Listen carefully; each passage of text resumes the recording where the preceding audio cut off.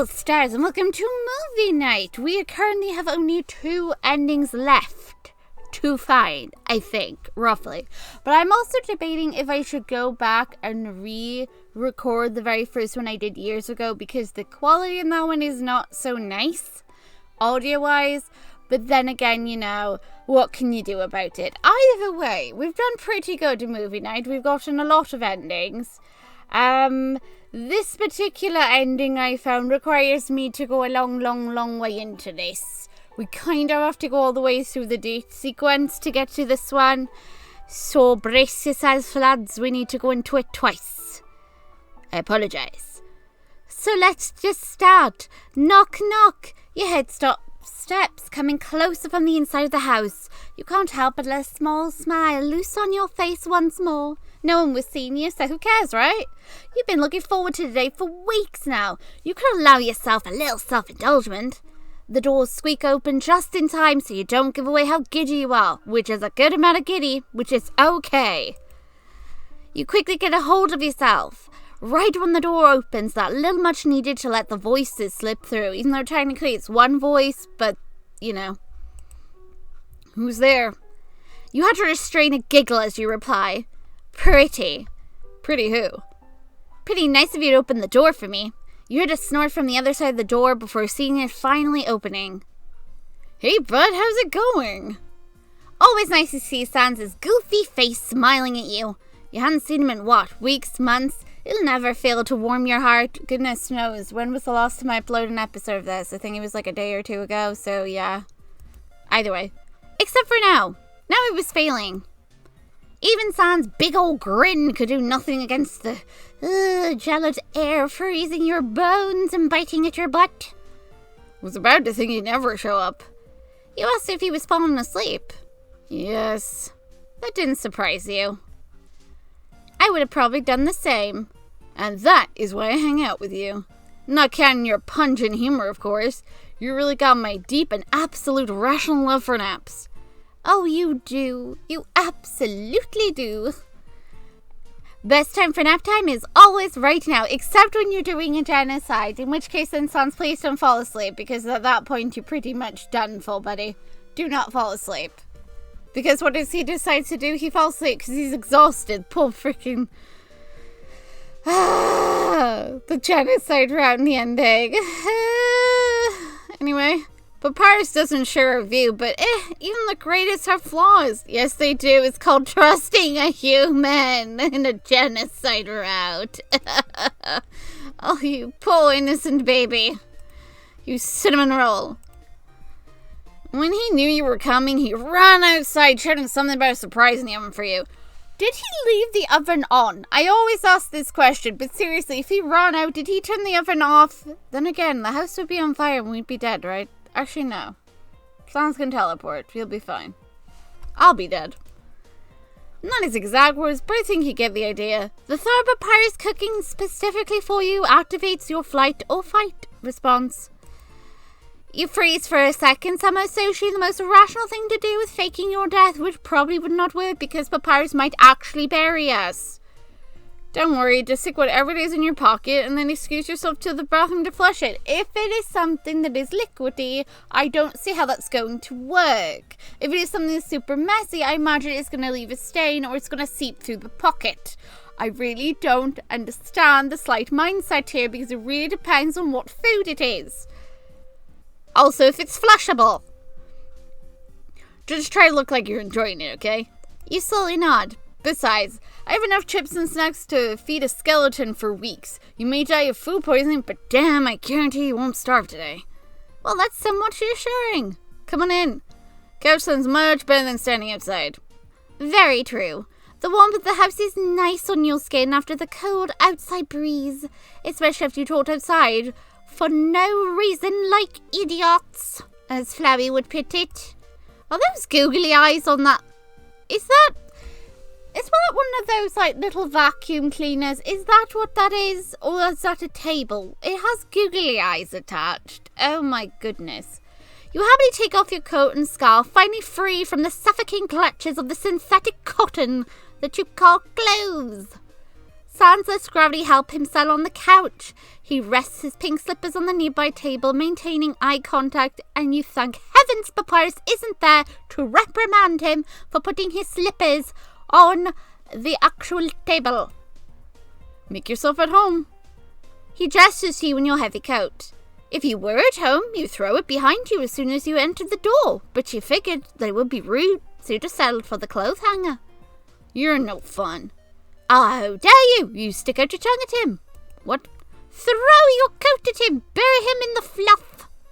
He's caught off guard as the heavy pile of fluff lands on his head, but he doesn't seem to regret teasing you. How dare! Okay, that was kind of fun. You very proudly puff out your chest and declaring your victory. Look at you. You are fun. So very fun. Truly the life of the party. Whoa, now, don't let that go to your head, friendo.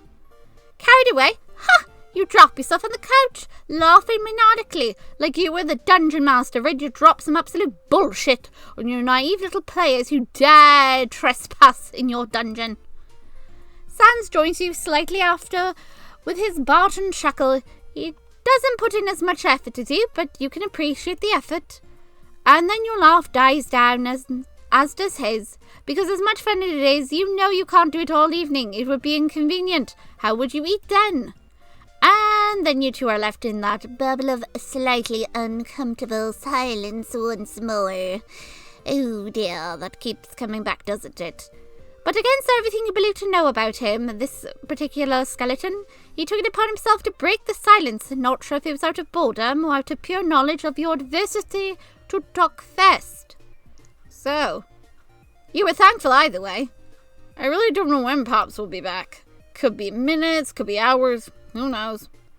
Great, more awkward silence, bring it on, you thought. You already embarrassed yourself anyway. Could you really sink any lower? The answer was, and you knew it was, very well, that yes you could. So, do you want to wait for him, or... Because he's so cool, and because he's already seen everything in the movie box. He said we could watch without him, but we'd have to pause when we got to the good bits. He really doesn't want to miss those. I have no idea actually what the good bits are, but I'm sure we'll figure it out. You doubt that considering his cynicism towards movies, but whatever. In the worst case scenario, you could just turn off the TV, or even better yet, grab the TV, fling it out the window, and pretend that you saw nothing. But that's just my suggestion. As you hear the door open, but on the other hand, you could feel guilty to start the movie already. You could peacefully wait in this uncomfortable silence, couldn't you? No, we're not going to wait in the silence. We're going to start the movie. Well then, buckle up and grab some popcorn. The screening's about to start. There's no popcorn, so don't bother looking. Why, where did the popcorn go? Well, you are a little sorry for starting with Papyrus, but it's a little less probable to embarrass yourself when all eyes are in the room are pointed at the screen. At least you hope that's how it works. Sans picks up the remote and starts to wander aimlessly into the vast assortment of movies.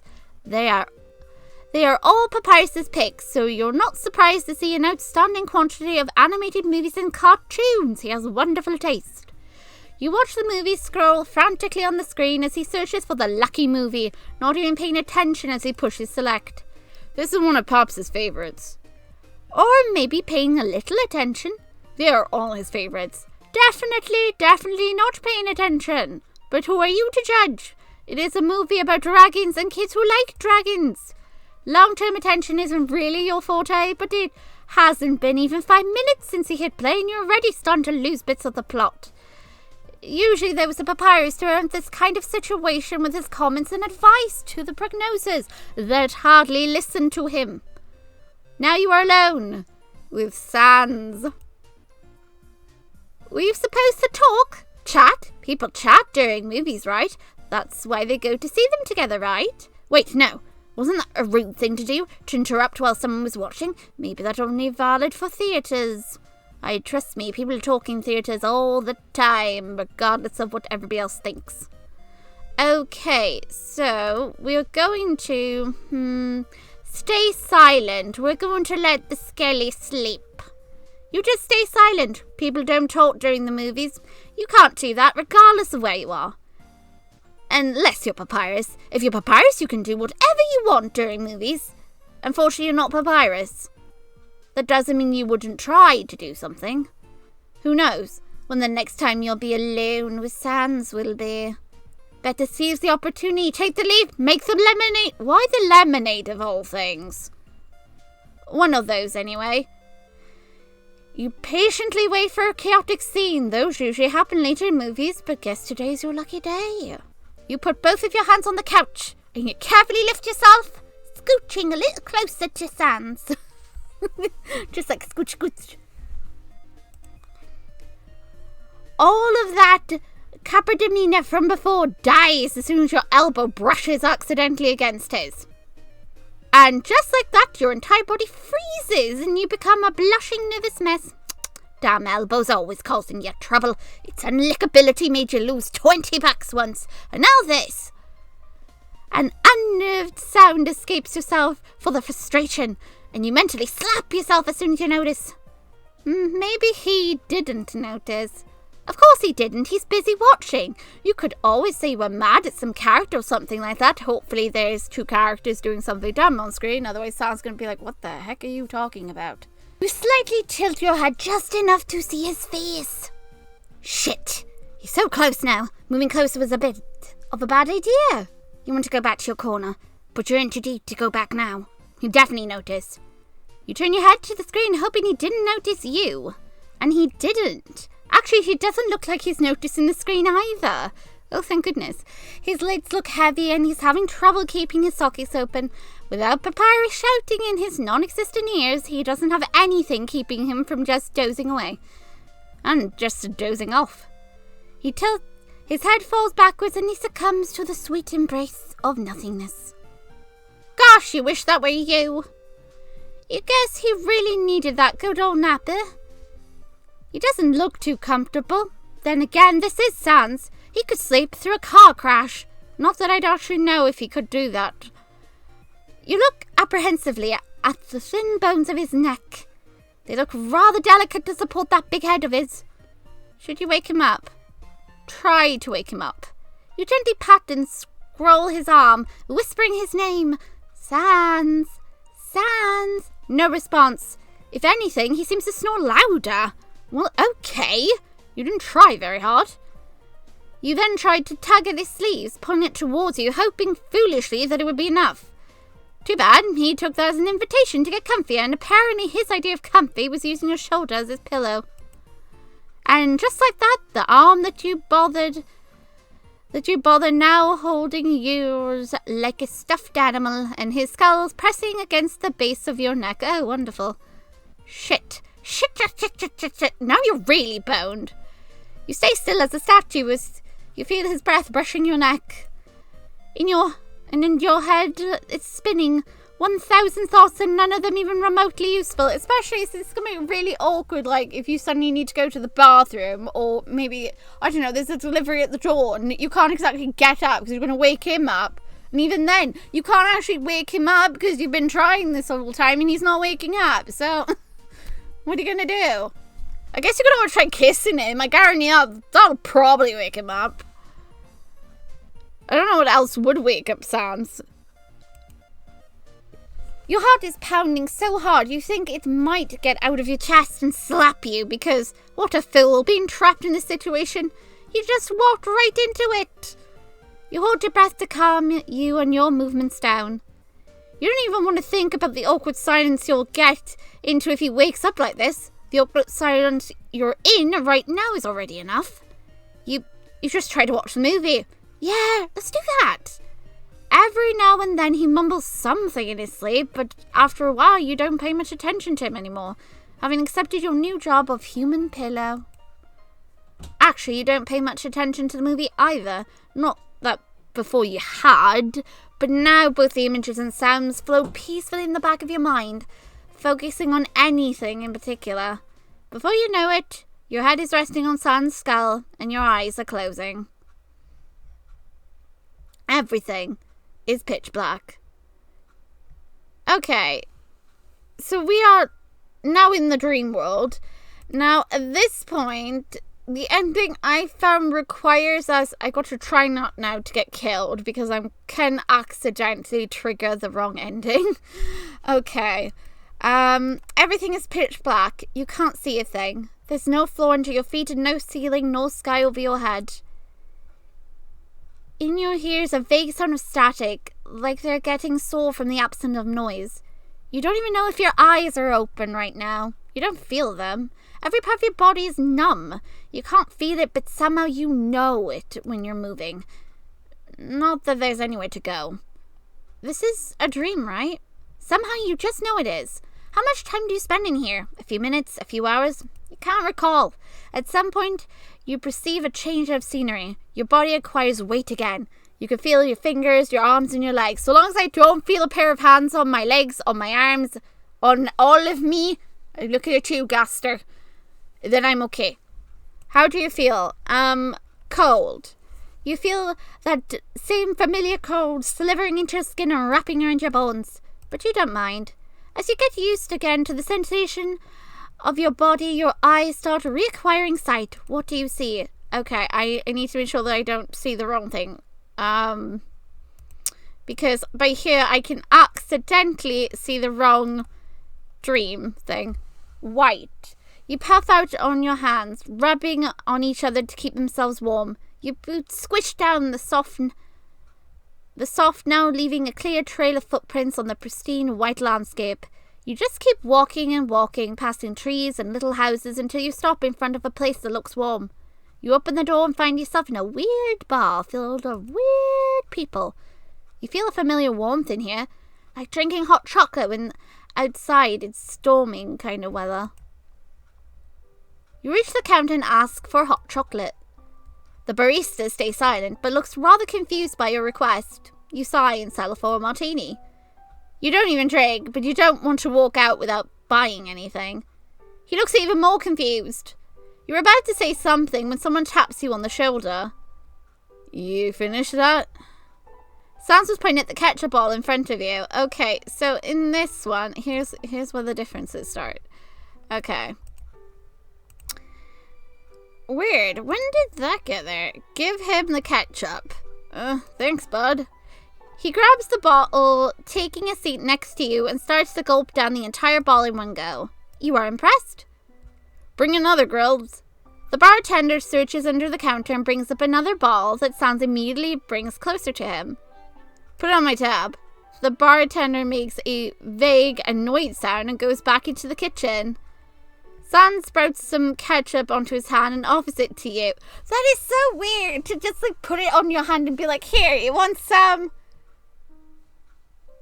Right off of your hand? What do you want me to do?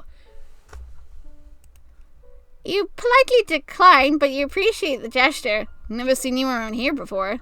You tell him you come here twice a week, but that's a lie. You only come here once a week and you always skip the first week of the month. He just hums in response. You ever seen waterfall? You say that no, you've never seen it. He grabs a glass of water nearby and pours it on the ground. Nobody notices it, not even the bartender. Pretty cool, huh?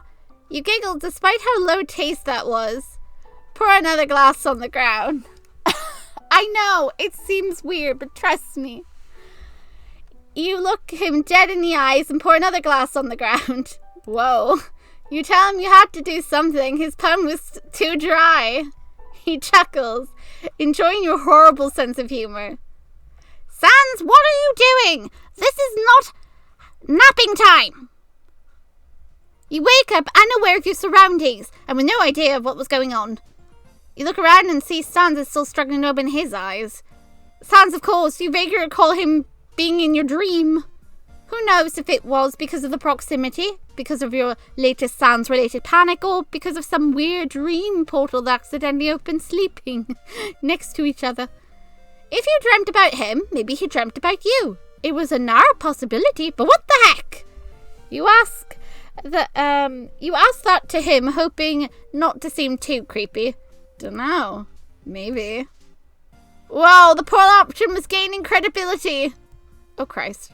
Sans, what do you think you're doing? Called napping. See, even the human likes it. You prefer not to be dragged into this family discussion. I suppose. But the human didn't nap during morning too. In fact, you did, but as you said, you'd rather stay out of this. You don't know that. Yes, I know, look. Oh no, he turns to you. Human, did you nap this morning? You shake your head and hands silently signing to move on. See, I knew they'd do the right thing. Sans doesn't seem to buy it, but he leaves you be. So, brought us food? Nope. Because of you, I had to get here in a rush. I could feel something was not right. And as always, my big brother instincts was right. Hold on, you're not the big brother, you're the baby brother. Wait, Papyrus is the big... He's not the big brother, he's the baby. He's the younger brother. Shut up. Don't make me second guess this all the time. Sans is the oldest one, because he does mention it. But I always question if he is, because the way they act. You could have sworn it was Sans last time you checked. Better check again, just to be safe. Oh, you want to know if I'm the bigger brother? Sans, who's the big brother? I don't know. There was an awkward silence between the two while they stared at each other in the eye sockets. We have no idea. I could have sworn Sans is the older brother, though. Or was it, like, never actually stated, like, if Papyrus was the younger brother or anything? It was just that they are brothers. Is that, like, the only fact we know? Now, if you'll excuse me, I'll go try to do something based on the condiment sauces, as that's pretty much everything we have. Yeah, but didn't Sans say earlier that he had got snacks so he wouldn't starve? Why isn't he offering them to Papyrus? And that leaves you alone with Sans. Again. I'd be fine with a ball of ketchup. Don't know about you. Yeah, raw chem was really your top choice. The only thought of eating it straight from the ball makes you want to throw up. He knows these are disgusted, Faith. I won't judge you. Really, you should try it. You very much still refuse. It's your allowance, not mine. If I'm honest, I like the taste of ketchup, so I'd be fine with tasting it. I mean, I'd be down for tasting it at least once. I'd be totally fine. It wouldn't bother me. You hear fumbling from the kitchen, and right after, the sound of a pot falling on the floor. Pops isn't doing too good in there. The fridge is empty! Yeet! I see what you did there. You chuckle because, yeah, you see what you did too, and it was hilarious. Nonetheless, you lived on a strict diet of quality Vine compliments at 2 a.m. Speaking of, it was almost time for your daily Vine dose. You take out your phone and invite Sans to join you on your magical journey of old memes. Why not? And so it begins. There was no escape once you entered the dark land of Vines compilations. No matter if the Vines were old and you already knew them all, no matter how many times you saw the fresh avocado sign, you would have never had enough willpower to overcome the temptation of clicking the next video. And with that, the compilation after compilation, you and Sans only really stopped when you saw sunlight entering the window. Papyrus still in the kitchen trying to make something with those 4 ingredients he had. You smack yourself on the forehead as you realize you wasted the entire night. Ending. Vines were a mistake. And that, everybody, was ending 9. Woohoo! We watch videos with Sans for the rest of the night. Now for the final ending.